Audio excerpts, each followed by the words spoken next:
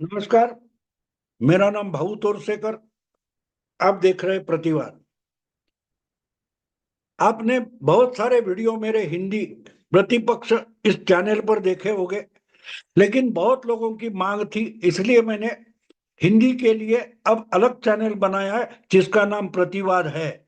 और प्रतिपक्ष में हिंदी वीडियो डालना मैंने बंद कर दिया है। इसलिए ये महत्व की सूचना है कि आप अगर मेरे भाऊ तोरसेकर के हिंदी वीडियो सुनना चाहते हो तो आपको प्रतिवाद को सब्सक्राइब करना पड़ेगा।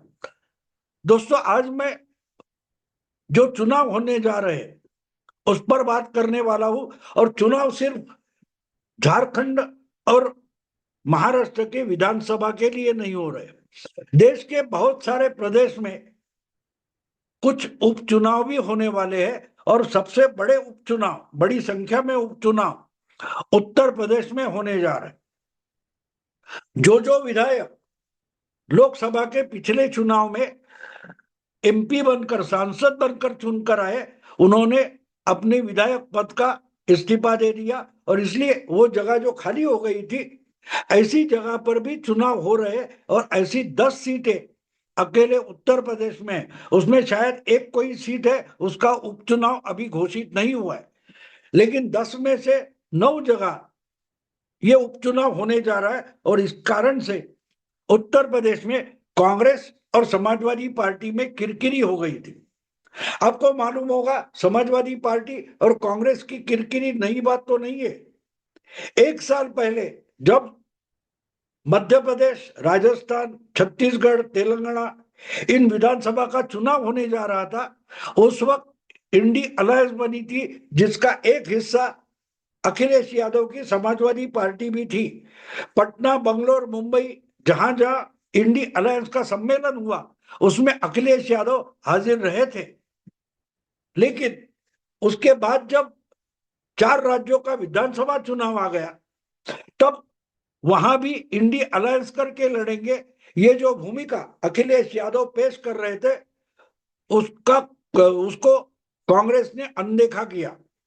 कांग्रेस के उस वक्त के मध्य प्रदेश के बड़े नेता कमलनाथ, जो मुख्यमंत्री पद के उम्मीदवार थे, पूर्व मुख्यमंत्री भी थे, उन्होंने साफ साफ इनकार कर दिया कि समाजवादी पार्टी को मध्य प्रदेश विधानसभा के चुनाव में साथ में नहीं लेंगे। और इसका परिणाम ये हो गया, शुरू में प्रयास चल रहे थे, 230 सीटें हैं मेरा ख्याल है, मध्य प्रदेश विधानसभा की 230 सीटें हैं, और उसमें से 5-6 सीटें हमको दे दो, ऐसी रिक्वेस्ट अखिलेश ने कांग्रेस को की थी। लेकिन कमलनाथ कुछ बात सुनने को राजी नहीं थे, उन्होंने साफ साफ इनकार कर दिया। 2-3 मीटिंगें हो गई, लेकिन 6-7 सीटें भी कांग्रेस को देना, समाजवादी को देने की जरूरत नहीं। ये कौन है अखिलेश बखिलेश? इतनी गलत टिप्पणी कमलनाथ ने की थी, और इसलिए अखिलेश गुस्सा हो गए और बोल गए कि ये अगर विधानसभा के लिए ये इंडी अलायंस नहीं बनी, ये पहले से बोले होते तो हम इनके सम्मेलन में भी नहीं जाते। इतनी तकरार अखिलेश ने की थी, और अखिलेश ने कुछ 25-40 उम्मीदवार खड़े कर दिए, और उस कारण कांग्रेस का भी नुकसान हो गया 15-20 सीटों पर। और बीजेपी बड़ी तगड़ी संख्या में मेजोरिटी लेकर मध्य प्रदेश की विधानसभा जीत गई थी। यह सब पूर्व इतिहास में इसलिए बोल रहा हूं कि उसके बाद उत्तर प्रदेश में लोकसभा चुनाव तक कांग्रेस और समाजवादी पार्टी, इनकी इंडी अलायंस और सीट का बंटवारा होगा कि नहीं, इस पर भी बहुत चर्चा हुई थी, डिबेट हुए थे। लेकिन आखिर सीट का बंटवारा हो गया। 16-17 सीटें कांग्रेस को देकर अखिलेश ने ज्यादा से ज्यादा सीटें लेकर ज्यादा से ज्यादा सीटें चुनकर लाई। लेकिन इनमें किरकिरी हो गई थी। लेकिन लोकसभा चुनाव के नतीजे आने के बाद एक चीज सामने आ गई कि जिस वोटर पर, यादव और मुस्लिम वोटर पर अखिलेश का भरोसा है, और अखिलेश बार बार उसको अपनी वोट बैंक मानता है, उसमें से बहुत सारा मुस्लिम वोटर कांग्रेस के साथ जा रहा है। और उस कारण लोकसभा नतीजों के बाद कांग्रेस फ्रंट फुट पर आ गई, और उत्तर प्रदेश में कम से कम सीटों पर एडजस्ट करने के लिए किरकिरी करने लगी कांग्रेस। और इसीलिए जो उपचुनाव अभी होने जा रहा है उसकी चर्चा 3-4 महीने पहले से शुरू हो गई। हरियाणा, जम्मू कश्मीर के विधानसभा चुनाव के पहले से ही उत्तर प्रदेश के उपचुनाव की चर्चा शुरू हो गई थी। और जो 10 विधानसभा की सीटें खाली हो गई है उसमें से कम 5 सीटें कांग्रेस मांग रही थी। एक्चुअली समाजवादी पार्टी के पास उसमें से 5 सीटें पहले से थी, यानी समाजवादी पार्टी के 5 विधायक एमपी बनकर चुनकर आए, तो बस उसी सीटों पर समाजवादी पार्टी लड़े और बाकी जो बीजेपी वगैरह की सीटें खाली हो गई है वो सारी की सारी कांग्रेस को दी जाए, ऐसा आग्रह, ऐसी जिद पकड़कर कांग्रेस बैठी थी। और इस कारण से अखिलेश और कांग्रेस इनमें किरकिरी शुरू हो गई थी। लेकिन हरियाणा के साथ उपचुनाव नहीं थे, इसलिए बात टल गई। और हरियाणा के चुनाव के नतीजे सामने आने के बाद कांग्रेस को बैकफुट पर जाना पड़ा। आखिर में अखिलेश यहां तक तैयार हो गया कि 10 में से जो 9 सीटों का उपचुनाव घोषित हो गया उसमें ज्यादा से ज्यादा 2 सीटें कांग्रेस को दे सकते हैं, 7 सीटें तो समाजवादी पार्टी लड़ेगी। लेकिन इस पर भी कांग्रेस का उत्तर प्रदेश यूनिट और अखिलेश की पार्टी समाजवादी इनमें झगड़ा शुरू हो गया। लेकिन एक एक करके जो क्षेत्रीय दल है इंडिया अलायंस में वो कांग्रेस पर दादागिरी, दबाव लाने शुरू कर दिए, दादागिरी करने शुरू कर दिए और इंडिया अलायंस टूटेगी इस कगार पर आकर खड़ी हो गई। तब जाके राहुल गांधी की अकल ठिकाने आ गई। उनको पता चला अब ज्यादा प्रेशराइज दोस्त मित्र दलों को करेंगे तो इंडी अलायंस ही बिखर जाएगी। इसलिए इंडी अलायंस को अगर साबुत नहीं रखेंगे, कायम नहीं रखेंगे, तो बाकी आने वाले सब चुनाव में अकेले की ताकत पर कांग्रेस को चुनाव लड़ना पड़ेगा। वो आसान बिल्कुल बात नहीं है। अगर हरियाणा ने कुछ पाठ पढ़ाया है, सबक सिखाया है, तो वो सबक यही है कि कांग्रेस अब कितनी भी ऑल इंडिया पार्टी रहे फिर भी अकेले की ताकत पर, अकेले के बलबूते पर चुनाव लड़ने की ताकत कांग्रेस के पास बची नहीं है। और इसीलिए कांग्रेस को अगर बीजेपी के सामने लड़ना है तो उसको मित्र दलों की और क्षेत्रीय दलों की मदद लेना बिल्कुल जरूरी है। किंबहुना उनको मित्र दलों पर निर्भर रहना जरूरी है। हरियाणा में अगर समाजवादी पार्टी 2 सीटें मांग रही थी, आम आदमी पार्टी 2 सीटें मांग रही थी, अगर वो 2 सीटें दे देते तो शायद कांग्रेस इतनी बुरी तरह से हारती नहीं और बीजेपी इतनी अच्छी मेजॉरिटी लेकर सत्ता में आती नहीं। तो हरियाणा में जो सबक कांग्रेस को सिखाया है शायद राहुल गांधी उससे कुछ सीख गए।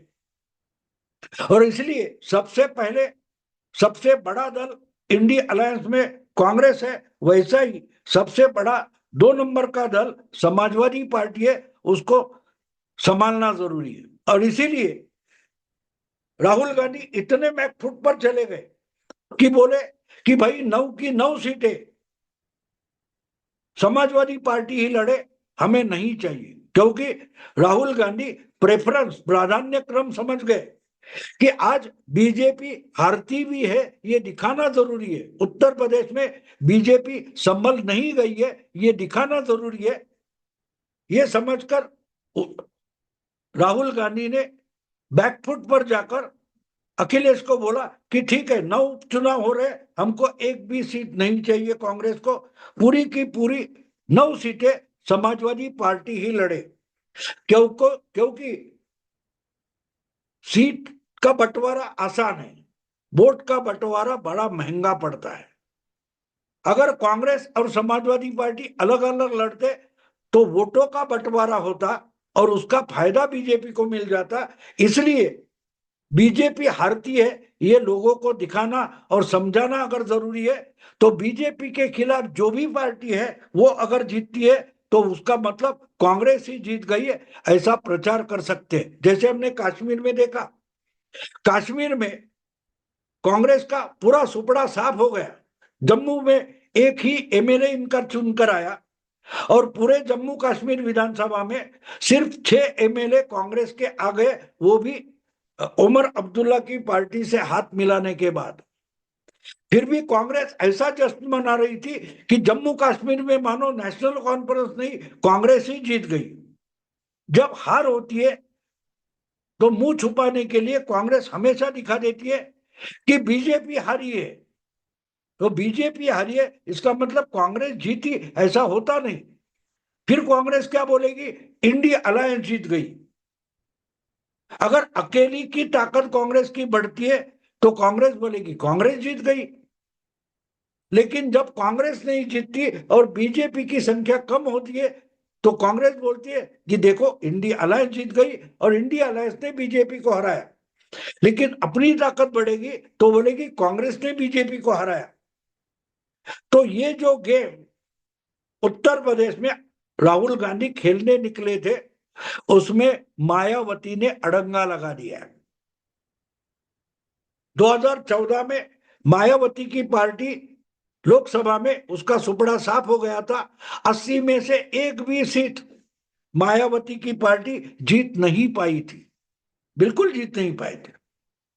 समाजवादी पार्टी के 5 ही उम्मीदवार चुनकर आए थे। लेकिन 2019 में समाजवादी पार्टी से हाथ मिलाकर मायावती ने लोकसभा की 10 सीटें जीत ली थी। 2024 में अलग होकर लड़े तो मायावती पूरी की पूरी हार गई। आज बीएसपी की एक भी एमपी, बीएसपी का एक भी एमपी लोकसभा में नहीं है। तो माना गया कि उत्तर प्रदेश में मायावती का सुपड़ा साफ हो गया। और अगर मायावती उत्तर प्रदेश में 0 पर आती है तो पूरे देश में 0 पर आती है, क्योंकि उत्तर प्रदेश ही बीएसपी का असली गढ़ है। 12 साल पहले, सॉरी 2007 में, 17 साल पहले मायावती ने अकेले अपने पार्टी के ताकत पर, बलबूते पर पूरी मेजॉरिटी की सरकार लाई थी।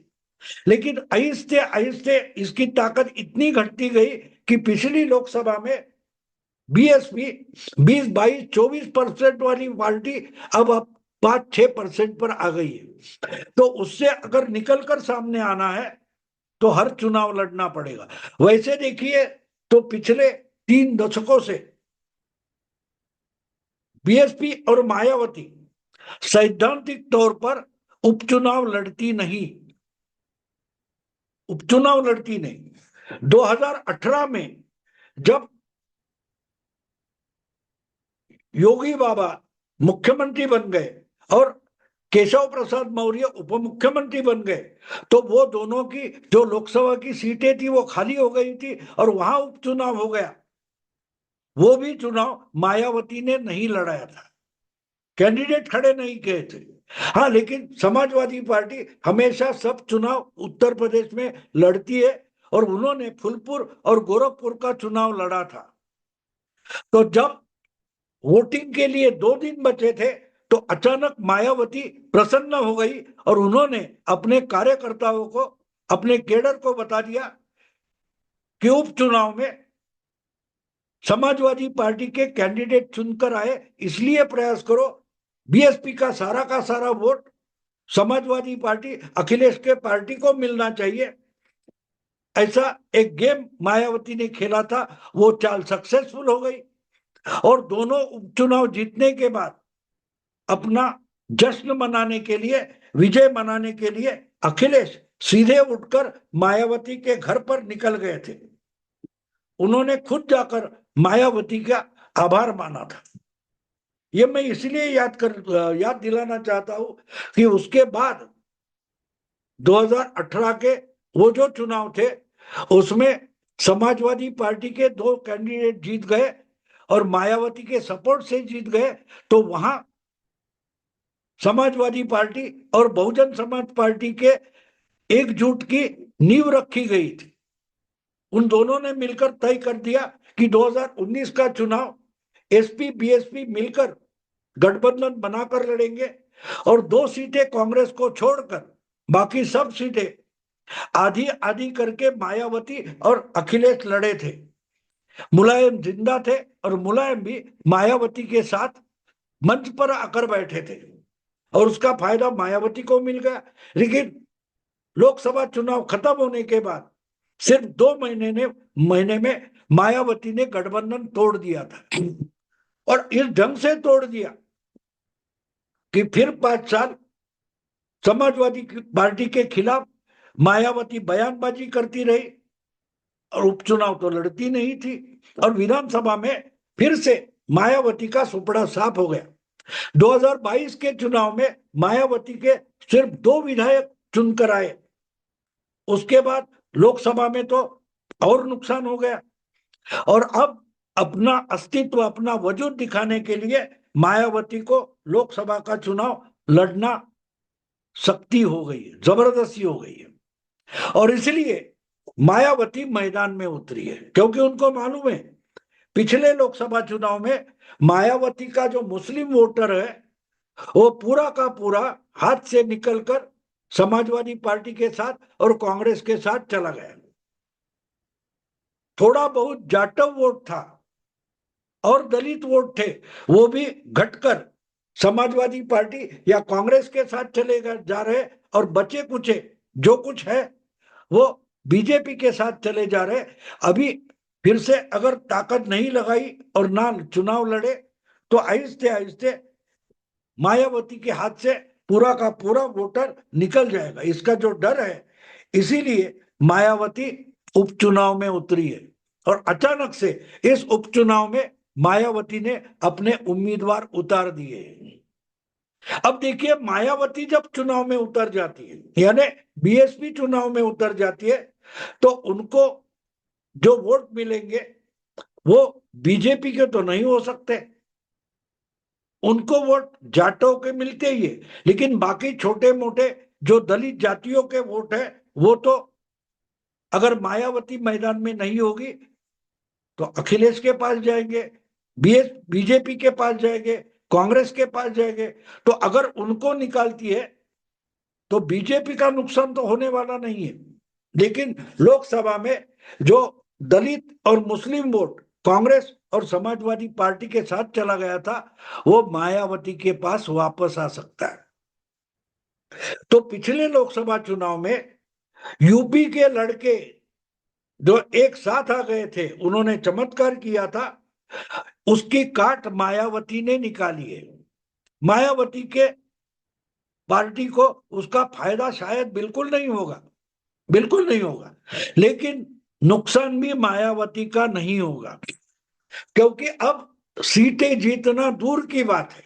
मायावती की पार्टी 80 और 90 के दशक में चली गई है जब कांशीराम बोलते थे पहला चुनाव हारने के लिए, यानी चुनाव में उम्मीदवार खड़े हो गए हार जाएंगे लेकिन कुछ तो वोट जुटाएंगे, कुछ तो वोट पार्टी के लिए लाएंगे।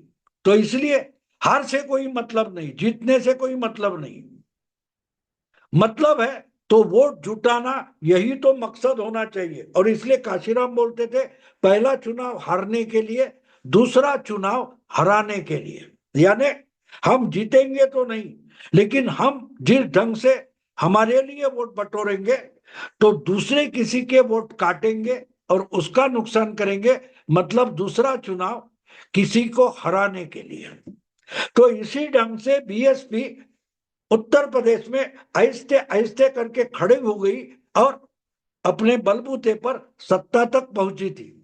उसी ने समाजवादी पार्टी, बीजेपी और कांग्रेस को चैलेंज खड़ा किया था और अब बीजेपी बीएसपी उत्तर प्रदेश की 4 बड़ी पार्टियों में एक पार्टी मानी जाती है, लेकिन एज अ सिद्धांत की तौर पर मायावती कभी उपचुनाव नहीं लड़ती थी। ये पहली बार होगा कि मायावती ने उत्तर प्रदेश में उपचुनाव लड़ने का फैसला किया है और इसका नुकसान, उसका खामियाजा अपने आप